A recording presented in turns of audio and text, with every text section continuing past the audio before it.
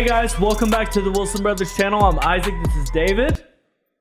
What's up? We're super excited about having you guys back on the channel. We're reacting to a video of Dr. Andrew Huberman being interviewed by Chris Williamson on the effects of vaping. What if I want to vape until my head falls off? You sound like you're doing an info commercial. Today we're doing this and this. No, but we are super excited, even though Isaac emphasized it a ton. A little bit. Vaping is interesting because we actually vaped for a very long time. We recently quit. Unfortunately. I ain't got nothing but regret. And we'll talk a little bit about how vaping impacted us, but Dr. Andrew Huberman is... neuroscientist. Why can we not say his name correctly? Dr. Andrew Huberman is phenomenal at understanding the body and how it works. So...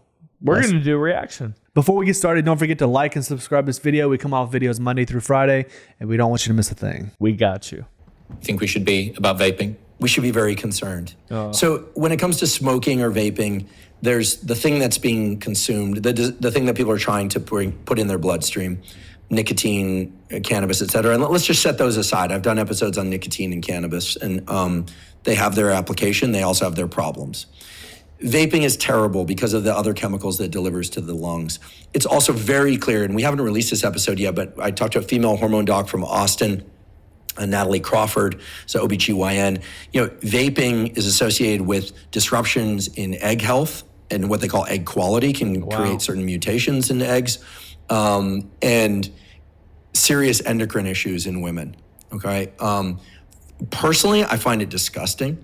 Like, I just find it, like, I don't do it, but when I see people vaping, like, to me, and listen, I used to, when growing up, I quit smoking a long time ago, but I used to smoke a bit of nicotine growing up. Remember, I was a wild one, but that's not why I did it.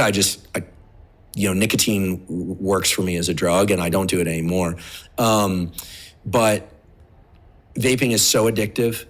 It's a mutagen. It mutates the genes of cells. It mutates the genes of rapidly dividing cells most. So breast cancers, ovarian cancers, egg quality, you know, sperm are constantly turning over. So, you know, people always say, no, well, I vape all the time and I got so-and-so pregnant or whatever. You know, women will say, I have a perfectly healthy kid. That kid might have been much healthier. And also the kid's not grown up yet. Like, introduce me to the kid later. I wish for that kid. I pray for them, but that they're healthy as can be. But it is so clear that you're introducing a laundry list of toxins to the lungs, and they're getting into the bloodstream, and there are a number of them that cross the blood-brain barrier.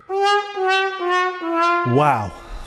So I wish I never vaped. I vaped for years. Yeah, me too. I actually introduced you to it. It modifies your genes, means at a cellular level, it mutates your genes. He just said that if women vape, they're less likely to get pregnant because it harms the eggs in women. For men, he said that, you know, sperm, there's such a big turnover that it doesn't affect men as much in that way. I can only imagine what it does to your hormones because it gets in your bloodstream, but he's talking about it mutating your genes. It's strange to have a creation out there, a deeply mutated version of yourself, running loose and screwing everything up. So if you are already prone to a cancer, or if you have a cancer, or say, I can only imagine what it does to your blood, and if you're diabetic, I don't know. I mean, I can say what it does for me. So when I was vaping for years on end, it really affected my cognitive functions. I couldn't sleep as well. I was getting chest pains. Anxiety was at an all-time high. And I felt as if you know that feeling where you're like, you wake up in the morning and you have to vape.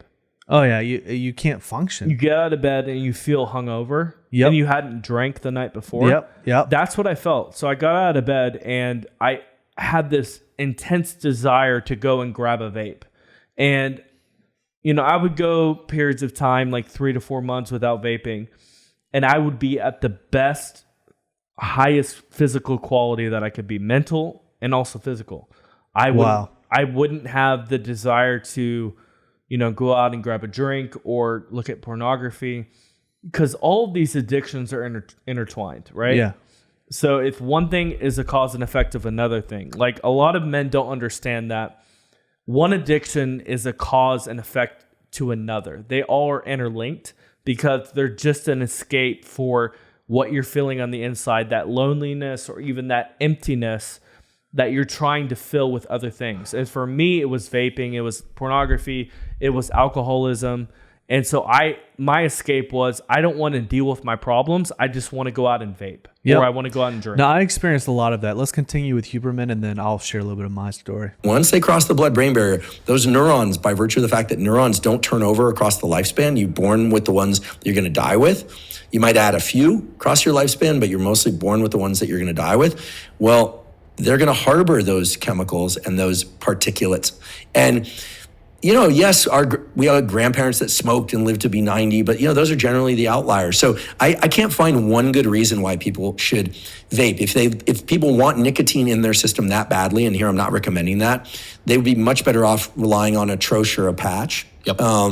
Because or whatever. Or even toothpicks or injectable. I know people. I'm not going to out anyone. Inject nicotine. Oh, I'm not going to out anyone here, but I know like heroin? People in our podcast community that rely on nicotine injections for mental clarity. That is so hardcore. Yeah, if you are injecting nicotine into your body, that's next level. I will give you props for not smoking and for not using nicotine, for not vaping. But if you are...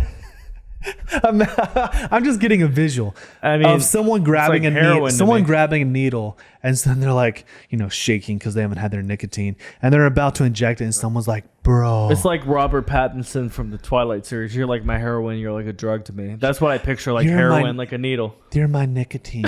You're my nicotine. Just shoot that up. Goodness gracious. Don't. It causes elevation in blood pressure. It causes vasoconstriction, but it also will robustly increase focus and attention. As any smoker will tell you.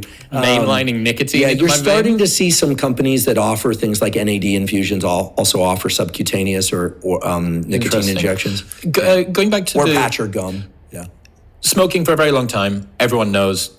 Huge campaign, which I think was pretty effective. Actually, it's kind of discouraging people from smoking, or at least making them aware about the... Do you remember how they got kids to stop smoking? They told them for years it was bad for their health. That didn't work. They told them that it was putting money in the pockets of these these old cackling white guys that were like rubbing their hands in the boardroom and making a ton of money, and then it became the rebellious thing to quit smoking. Hold on. So you're telling me that people stopped smoking cigarettes not because they actually cared about their own life, but because they didn't want the rich white man to get more money? Like, what is all this? None of it makes any sense to me. I mean, you think about it. Normal, average, everyday society of men today, they care about a cause more than their own well-being. Yeah, a lot of young people care more about a cause than they do about their own well-being. That's the generation we live in. That's the social media effect that we've had on society. You think that people would actually care about their own health. They care more about what people think of them and how they view them than their actual own health. That's so insane to me, man. I vaped for several years, at least a few years. And how it always made me feel is I think I was allergic to the things in the actual vape. Yeah. In the actual chemicals, because every time I would be craving it, like, just I want to be able to relax for 10 seconds. Yeah. I would hit it, and then I would feel like that rush of like, peace for 5 seconds. And then anxiety. That's the thing. I didn't get anxiety unless I'd stopped doing it. You know what I would get? Exhaustion. I would literally have tons of energy, but anxious, so I got to do it. And then I would hit it, and I would be like, oh. Yeah, mine was different. I felt anxiety. I felt like I could go to sleep. I felt anxiety. And I never had the chest problems. I did. I never had chest problems. Sometimes whenever I tried to work out, after not having worked out for a few weeks and I was vaping, I would get shortness of breath. I'm curious if this had partly to do with the fact when I went to Mexico, I got tested for high blood pressure. And I think it's probably the result of vaping for such a long time. My body has been detoxing and needing to get off of it. Yeah.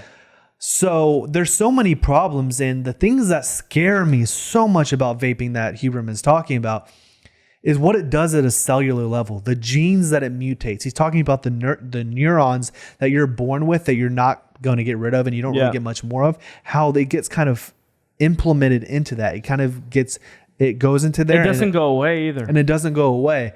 So that's what scares me, man. And the fact that you can have nicotine at the drop of your fingers, like you can do it. You can do it anywhere. Well, yeah, but you can have it anywhere. You can go to the bathroom, take it, no one's gonna know. Yeah, you can be watching a TV show. Your vape in your house and not. Dude, I used to vape in movie theaters. I would vape in the most obscure places you can imagine because you can. At least with cigarettes, you have to go outside and you know, if you're gonna be inside somewhere for 4 or 5 hours, you can't really take advantage of it. But this is scary, guys. You know, we've both vaped for a long time, so we're sharing from experience. It takes about 3 to 5 days to get off of it and to start to feel normal. The best way that I found to get rid of vaping and nicotine was actually gum. Just go to Walmart. Nicotine gum.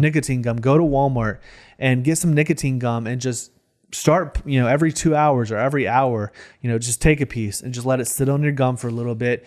And you start to feel amazing within a day or two because all those chemicals that were going into your body is starting to get used to living without.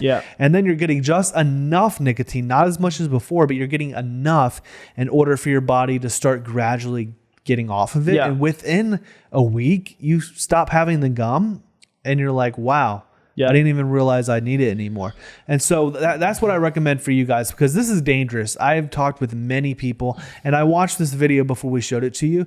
And I realized, and one thing he also says in the video is that there's not enough studies of it yet. That's the scariest part is vaping is such a new thing that we don't know 10 years down the line what the results will be. So are you okay putting something in your body that you don't even know the scientific data of what it does to your body yet? And that will come out in 10 to 15 years. There's probably going to be popcorn lung. There's going to be a lot of different things. One of my friends says that a couple of his friends have died from vaping. They had those big, massive blasters where they, you know, and then just blow the smoke. You know what I'm talking about, the ones with the big batteries. The big ones, and they had to go to the hospital a couple of different times because there was fluid in their lungs that they didn't even, that no one else thought that would happen. But because you're vaping all that vapor and all those chemicals, it actually can get backed up in your lungs to where you have to go to the hospital. So this is not a light thing. This isn't a light video of us saying, oh, well, you know, we used to vape and it was fun. I mean, the thing is, guys, we encourage you guys to be educated